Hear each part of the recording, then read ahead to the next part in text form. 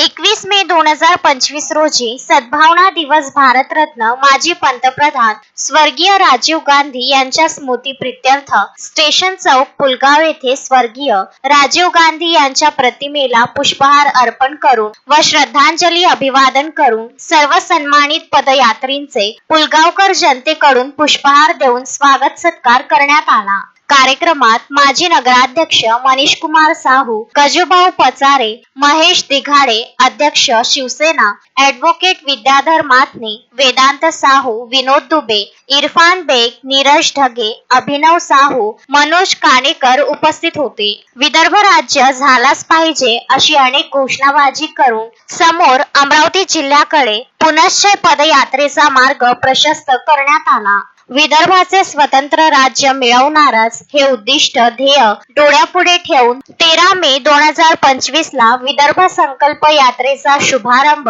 ज्येष्ठ विदर्भवादी नेते बाबाराव शेळके, मुकेश मासुरकर व सुनील चोखारे व इतर भावी सहकाऱ्यांसह विदर्भ चंडिकेला नमन करून इतवाऱ्यामधून करण्यात आला। या यात्रेला ॲडव्होकेट वामनराव चटप यांनी पदयात्रेला हिरवी झेंडी दाखविल्यानंतर पदयात्रा शहरातून निघाली व तिचा 20 मे रोजी पुलगावला आगमन झाले। रात्रीचा मुक्काम करून ही पदयात्रा अमरावती ग्रामीण मधून पुढे 9 दिवस प्रवास करून 25 मे 2025 ला तिचा समारोप अभियंता भवन शेगाव नाका अमरावती येथील सरपंच, तासिकेवरील शिक्षक व प्राध्यापक, कंत्राटी शिक्षक, प्राध्यापक, कार्यालयीन कर्मचारी, कंत्राटी अभियंते यांच्या मेळाव्यात सकाळी 11 वाजता होणार आहे व हा मेळावा 11 ते 5 या वेळात पहिल्या उद्घाटनीय सत्रासह 4 सत्रांमध्ये होणार आहे। या पदयात्रेत अण्णाजी राजेंदर,